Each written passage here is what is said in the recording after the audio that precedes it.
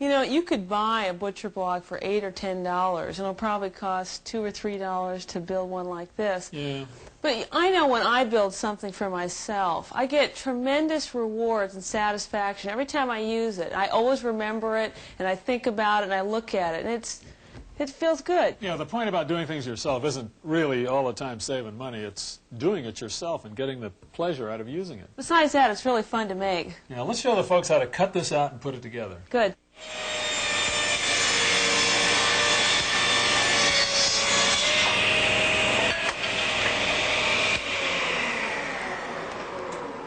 Now I'm cutting the stock for the butcher block. The thickness that you cut your stock is really going to determine the thickness of your cutting block. Now also notice here that I've cut the boards a little bit longer than the finished length of the cutting board. That's because when we laminate it, often you get a roughness in the edges, so that once everything has been glued and dried, we'll come back and square those ends off and it'll be nice and clean. Okay, now once I finish cutting my stock, we're going to go up and laminate the sides together. We'll be putting waterproof resorcinol glue on the edges and gluing it and clamping it together nice and tight. And we're using resorcinol so that in case the cutting block were ever left in water overnight or something, it's not going to come apart. I'm ready to take the butcher block out of the clamps. It's dried overnight so that it's nice and tight. So the next step is to surface the top and the bottom, and to do that I'm going to use a belt sander. Then once that's done, I need to square up the edges using a circular saw like this one, and then we want to round these edges off, and I'm going to use a router to do that. Now if you have some stationary power tools, you could use a table saw, planer, and a shaper. So what I'm going to do with this right now is I'm going to move this into this clamp here and clamp it down so it's going to be steady. Move the belt sander over.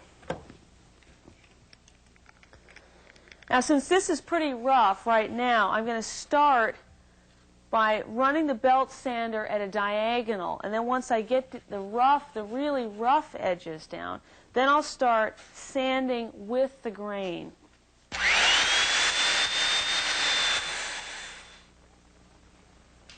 A real fast way to get a nice smooth surface is to use this professional planer. Now this planer's got a variable speed setting so that I can set that down to a slow speed, and I'm going to end up with a finish that's going to practically require no finish sanding at all. Okay, now I'm going to give this one crank and set it to the right depth for this cutting board. The planer's a little loud, so I'm going to use some ear protection. Get my goggles on, and we're ready to go.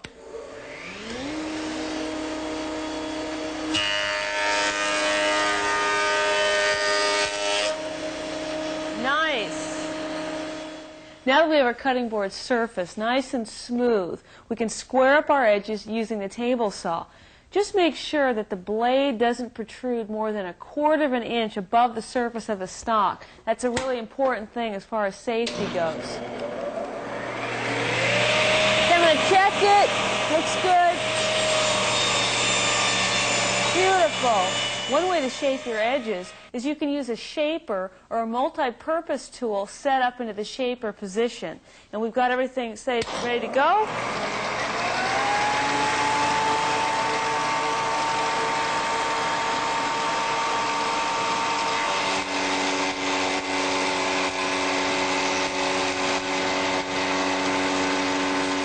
I'm using a salad bowl finish. It's non-toxic, which of course we would want to use since we'll be putting food on our cutting board.